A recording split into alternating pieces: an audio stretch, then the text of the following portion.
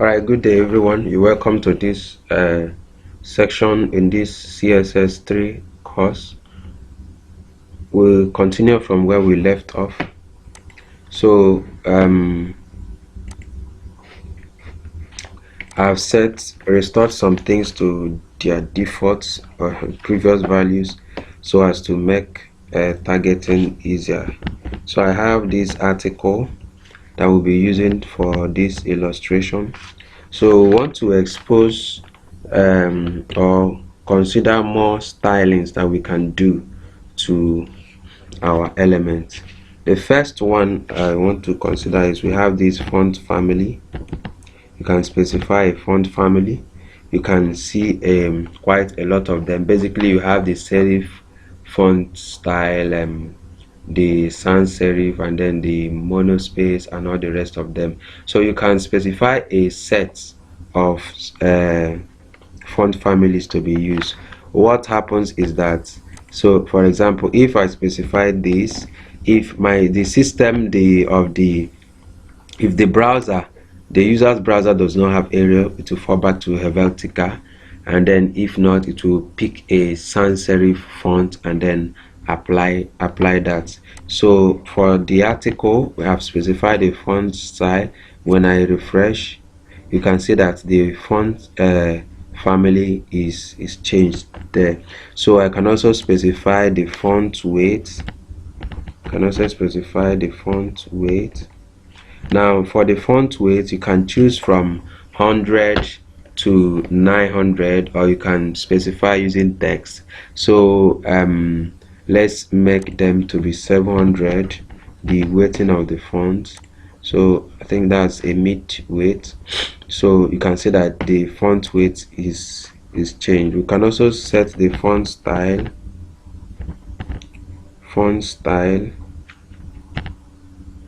We can set the font style to italic, to normal, which is, or to inherit means it will take the font style of the parent element.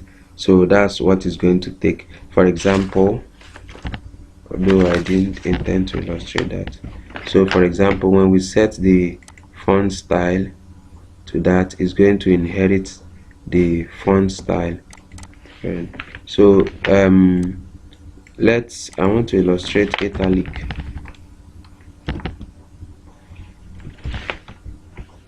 So you can see that the font is being italicized here. You can also set the font style. You can also set the font, not font size, the size of the fonts. You can set it to, let's say, 20 pixels or whatever you like. So you can see the font size is changed. So we can, apart from 20 pixels, we can set using relative fonts. For example, we can use the EMs and the REMs. So normally for my system, I've set my font size to be 16. So anything when I specify using relative, I can say 1.2. So this is going to, like, 1 EM means is going to take, that's 1 EM is that 16, the font that I've already specified. You can see that's the font I've already specified. When I now say 1.2, that's increased the font I've specified by 20%. So you can see that's going to get bigger. I can also say 0.8 or something like that. That's decrease the font by 80%, and that will be applied. So these are various ways we can specify our font size. So those are the various ways. It's not that this is the only way. For example, I can use some other ways, like extra small. I can say this font size to be small. So it's small. I can say large.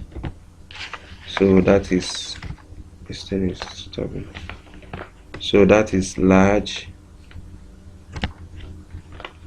When I said that, I will save, and then you can see it's large like that. There's also extra small, extra small, extra small. There's extra large, and so on and so forth. So this is how we can set the fonts on our element. Also, there's also other things we can do. We can use variables in CSS. So let's talk about how we can use variables.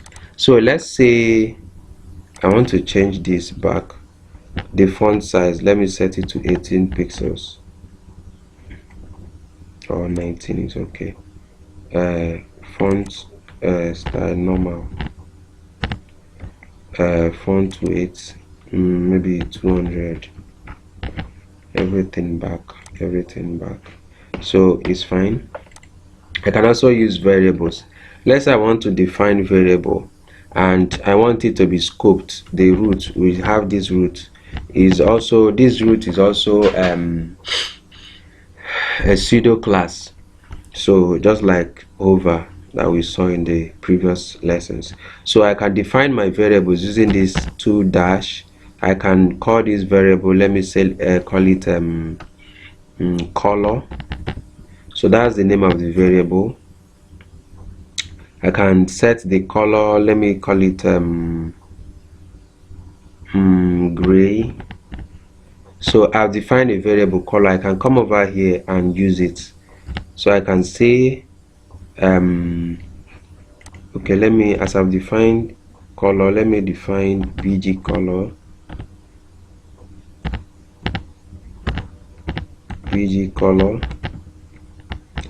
so the names here are up to you, just like we have variables in other languages. So I can say bg color to be yellow, this kind of color combinations. So I can come over here and set my background to use that color. So the way I call it, I append that var, so is a reference to that variable. So I can say var use bg color, and when I save and you see that background color is being applied. So I can also say that my color is var, make a reference to the variable is coming from color, and when I save and reload, you can see that the color is being applied. Now sometimes these variables may not be set. Let's say these variables are not set, and then when we reload this, so we got nothing being applied. We can set a fallback. For example, if the color is not set, use pink, and then if this background is not set, use black.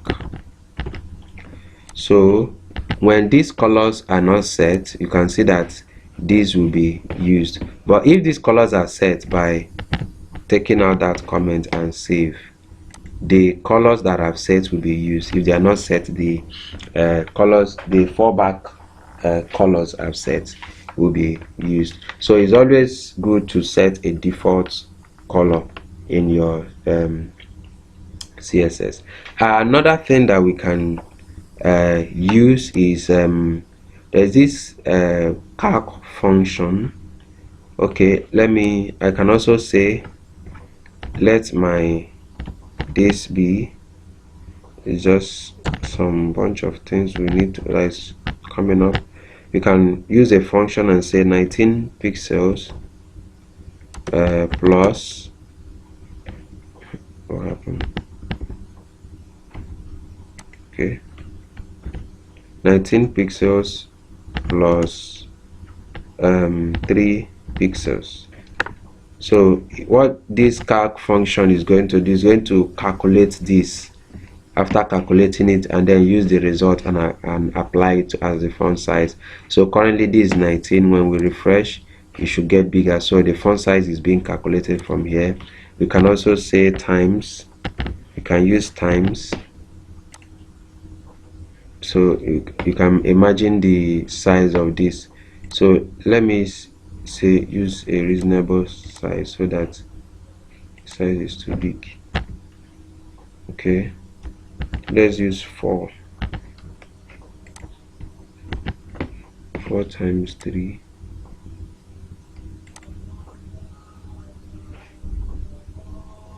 Is that 12? Is that the font size of 12? Sorry, I don't. Okay, that's it. We are saying 4 pixels times 12. Of course, this basically works like mathematics. 4 pixels times 3 is going to give you 12 pixels. We can also say divide. Divide, let's say 21 divided by 3. That's going to give you about 7 pixels. So, but if you append pixels here, and then you do multiplication, this is going to give you like 21 times 3 square pixels. So that's really not what we want to achieve. So that's how we can specify our font, but for this case let's put it as 2 times 10,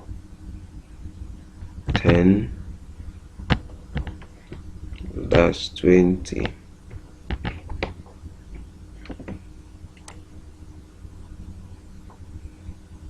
That's 20 pixels. Is okay. So that's how we can use that calc function. The next thing I want to talk about is colors. So where have we used colors? So I want to take out this. Okay, let me use the background. So there are several ways we can specify colors. Before now we have been using the text as the color, so we can use the hexadecimal pattern. It's just a 6-digit figure, so I can say 00000 up to 6-digit representation of the color. So this how many are there? Okay, is 6. So this 6-digit representation of the color, and it will set my background, the background color, to that black. So this is black, and then F, this is white. So when I save and reload, so you have the background set to white. We can also use the short form, that's the 3-digit representation. When I save and refresh, so I have that white. We can also do the same thing for black.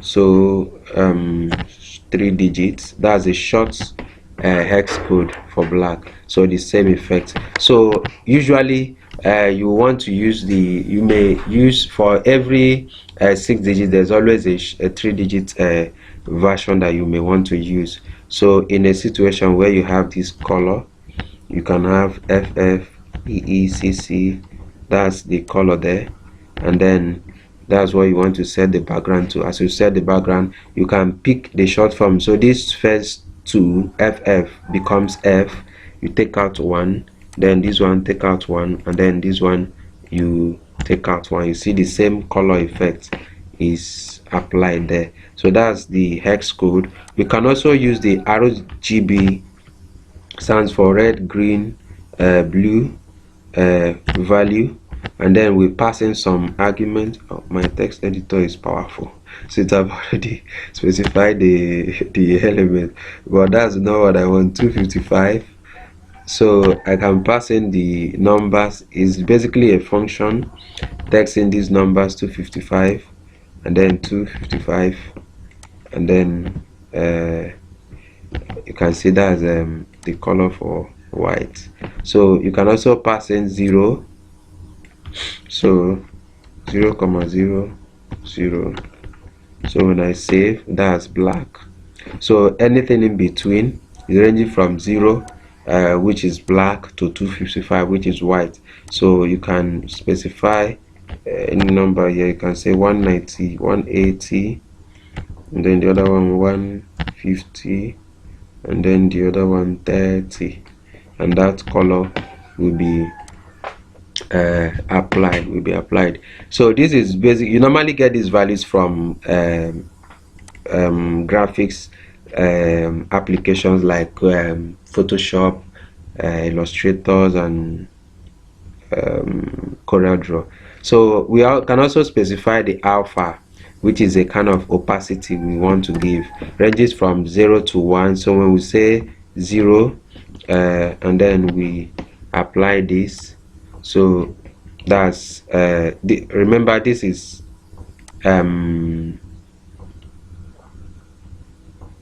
okay, let's put this to 0 so that we see it. So this is stark black.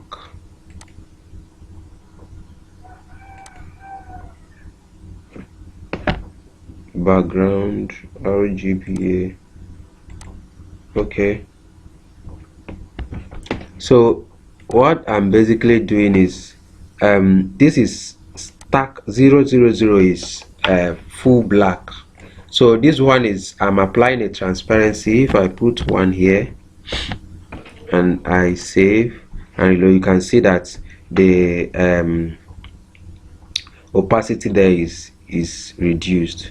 So basically what is happening is that for this, if I take out this one, we are seeing the black, and then we want to reduce transparency, so we can apply 0.5 from 0 to 1. So this is going to set the transparency to 50%. So 0 to 0.2 is 20%, and all the rest of it. So 20% transparency, then 0 transparency, sorry, opacity, that turns it to white there.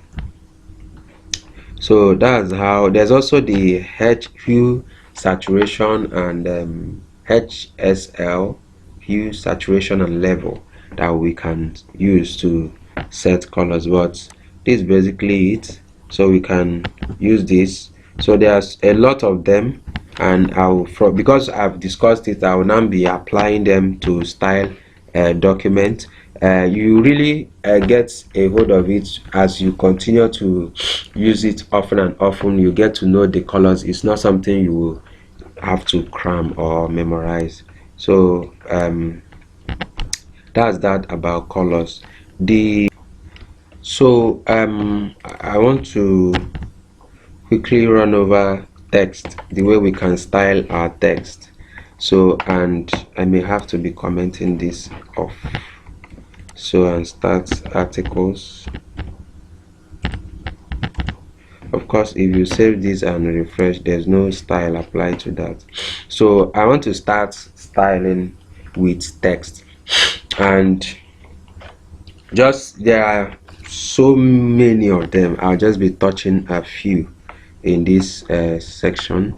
So the first one, we've seen fonts, so we may want to say the text align,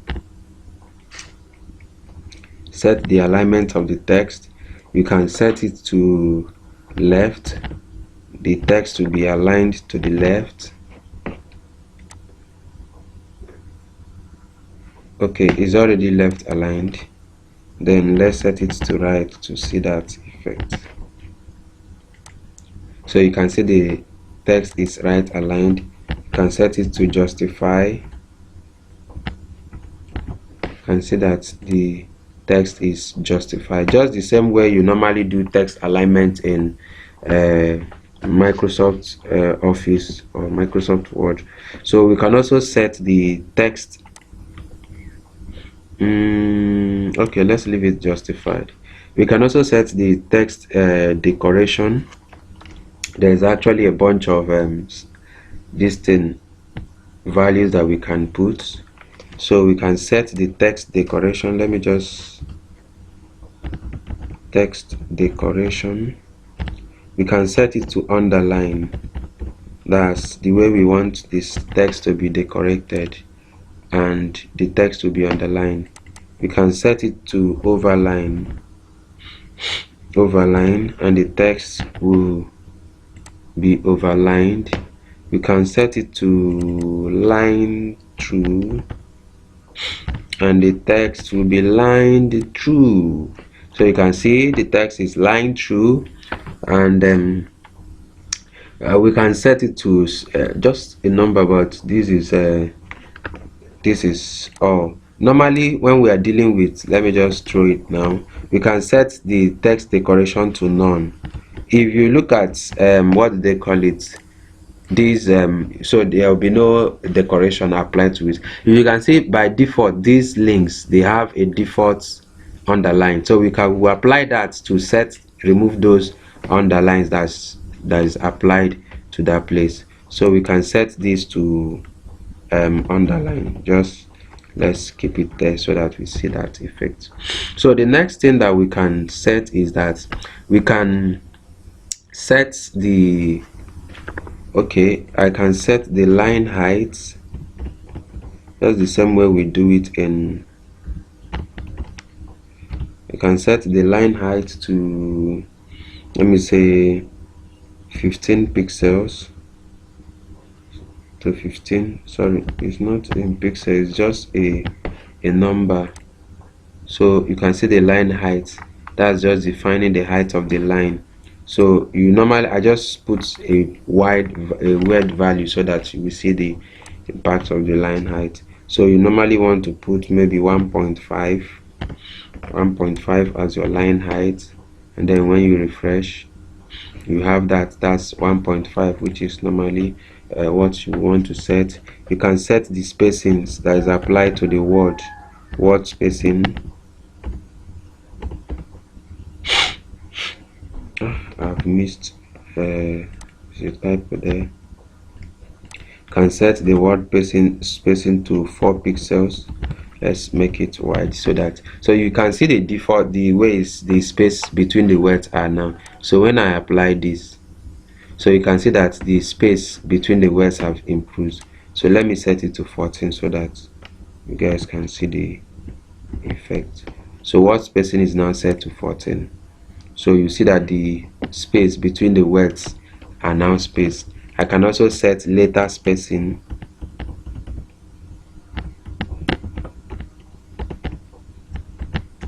Letter spacing to, let me set it to 10 pixels so that you see this effect. So you can see the space between the letters is improved there. So, and so many of them, we can also apply shadows to the shadows to the text. We can also put a space there. We can set the direction of the text and so on and so forth. We can also, I want to take out this spacing, or spacing, and comment it, and then we go over to let's set, there's just a bunch of them. Let's start with we can set the direction, text direction. We've not talked about text transform, so we can look at text transform. That's it. So we can set the text to be capitalized, and then when we save, capitalize, I think it's correct. So when we save, we have our text capitalized. Why is he underlining that? So we have our text capitalized. So let me uncomment this so that you will see without the capitalized, because even me, I'm trying to mark. You can see that these names, these are written in small letter. When I set it to capitalize, you will see that this name, the first, this thing is going to be set to capital letter. What's happening? Alright, I can't see. Oh, sorry, this is a typo. Capi, everything all together. Capitalize. So that's it there. A typo is there. So you can see that the first this thing, they are being set in capital letter. So we can also turn it to lowercase or uppercase or whatever. So this we can set it to lowercase,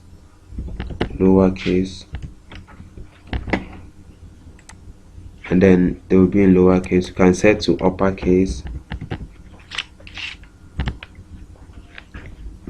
when we save, and they will all be in uppercase. So, and so on and so forth. You can also, if you don't need any transform, any text transform, you can just set it to none, and there will be no text applied to it.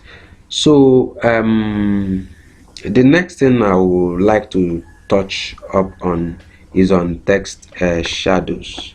So I can also apply, let me change this to capitalized. I can also apply shadows to the I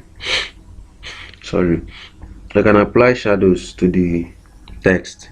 So what I'll just do is, there's this text dash shadow, so this will just apply shadow to the text. Now I'll just specify, you need to specify the offsets.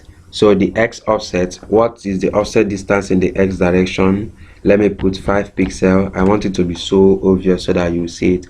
5 pixels, and the one for the y direction 3 pixels, and the blur, the amount of blur I want to give to it, let me set it to 2 pixels.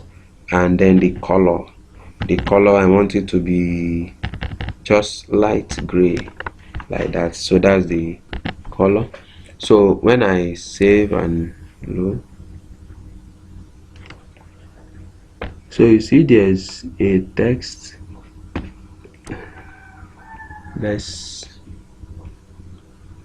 Let's take away that and see.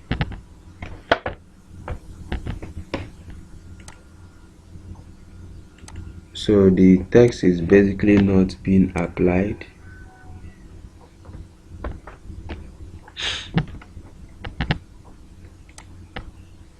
So text shadow, I've specified the offset and the x offset and the amount of blur. So when I hit refresh, it's not being applied. I don't know, I don't think I'm breaking anything, but okay, let me take out the blur.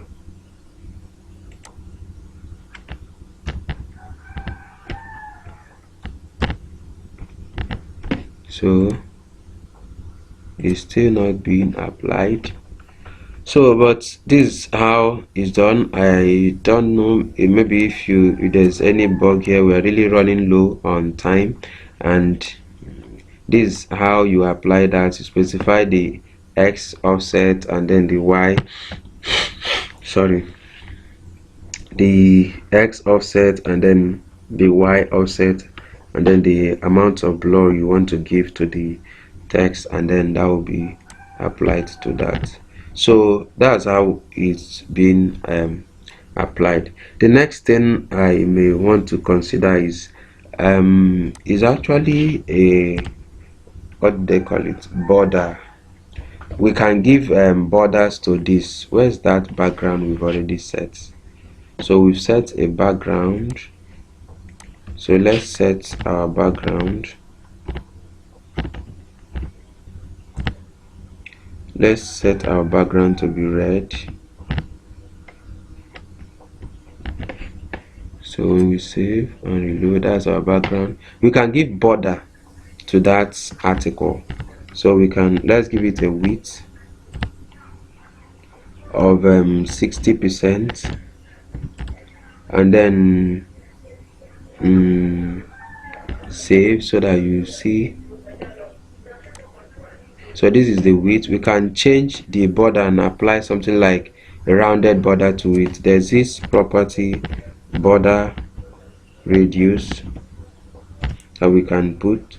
So if we set it to 50%, it's going to produce a perfect circle for us. So that's the border, but in this case, is you can see is taking out some of the text. It's not just as what you can do.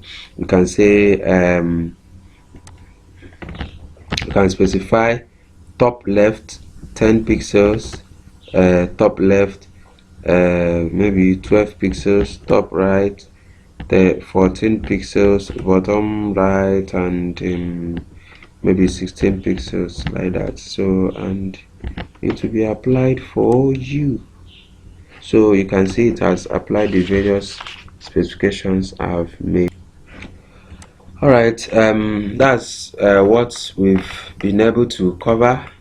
In the next one, I'll kind of go through background, how we can put set background, and then some of the styles we can apply to this bunch of stuff, and then look at media queries, and that will be the we'll consider our project, and then see how we can apply all that we've learned in working through it. Alright, thanks so much for watching, and don't forget to subscribe and like it, and then drop your questions in the platform. Thank you.